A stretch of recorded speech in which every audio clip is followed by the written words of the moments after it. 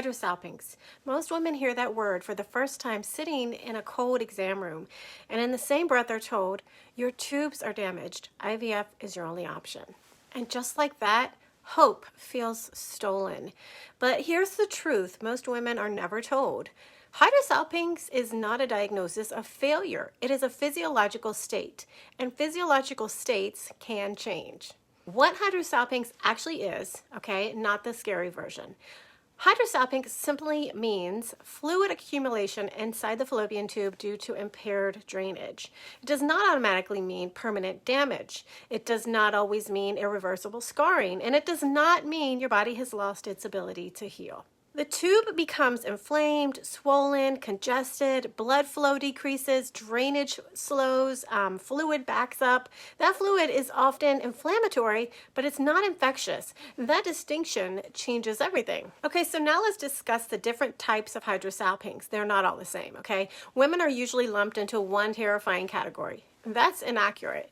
There are very different physiological scenarios. First, there's functional or inflammatory hydrosalpinx.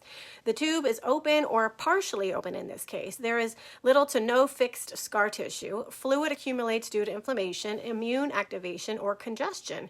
And this type often responds extremely well to targeted healing. And then we have adhesive or scar-based hydrosalpinx. Scar tissue restricts drainage or mobility, and this often follows infection, surgery, endometriosis, or long-standing inflammation. Still, this is living tissue, not dead tissue. And then we have partial versus complete blockage. Some tubes drain intermittently. Some are sealed at one end. Some appear blocked on imaging, but later reopen. Because imaging shows structure, it does not show healing potential. Severity is a spectrum, not a sentence. Mild, moderate, and severe. Those words sound final. They aren't. Severity usually reflects duration of inflammation, degree of congestion, circulatory compromise, scar tissue load, not whether healing is possible. I've seen moderate to severe hydrosalpinx soften, drain, and improve when the terrain changes. Now here's the fear no one addresses. My tube is stretched out, it can't go back to normal. This belief is everywhere, and it's based on misunderstanding anatomy. The fallopian tube is not a balloon. It is living, muscular, elastic tissue. It expands in response to internal pressure and contracts when that pressure resolves. Hydrosalpinx stretches the tube because fluid is trapped, or inflammation increases pressure, or drainage is impaired. And when inflammation calms and drainage resumes, the tube does not stay frozen in a stretched state. Just like, okay, imagine a swollen ankle, an inflamed bowel, a congested sinus. Swelling is not permanent deformation. It is a reversible inflammatory response. And then I hear, but what about the cilia? Aren't they destroyed forever? This is another half-truth that leaves women hopeless. Yes, hydrosalpinx can impair cilia function. No, that does not mean cilia are permanently destroyed.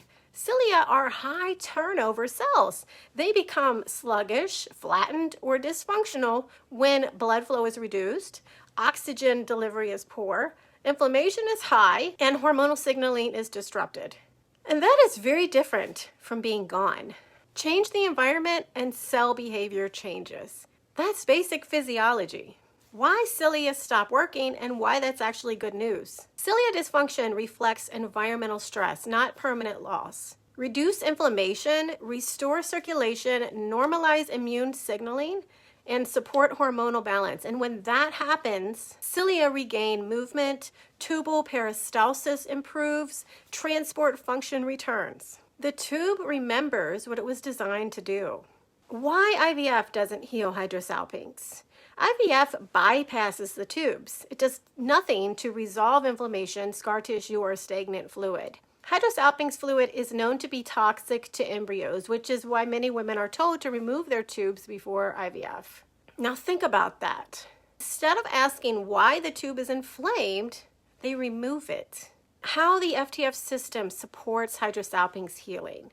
Even in moderate to severe cases, okay? The FTF system is built on one core principle. Tissues heal when circulation, drainage, and inflammation normalize. It supports healing by addressing inflammatory fluid accumulation, fibrin and scar tissue breakdown through systemic enzymes, pelvic blood flow and oxygen delivery, lymphatic and tubal drainage, and immune and hormonal terrain. This isn't about forcing tubes open. It's about restoring the internal environment that allows fluid to drain, swelling to resolve, tubes to rebound to normal size, and cilia to function again.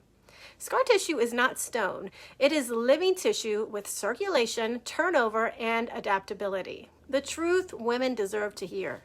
Hydrosalpinx does not automatically mean permanently stretched tubes, irreversible damage, dead cilia, or lost infertility. It just means your tubes were overwhelmed, not destroyed. And overwhelmed tissue can heal. What were you told about your Hydrosalpinx? And did anyone ever explain what was actually happening inside your body? Do you know someone who wants to have a baby but is having a hard time getting pregnant? Maybe I can help. Go to ftfsystem.com. I've helped hundreds of women. Maybe I can help you too.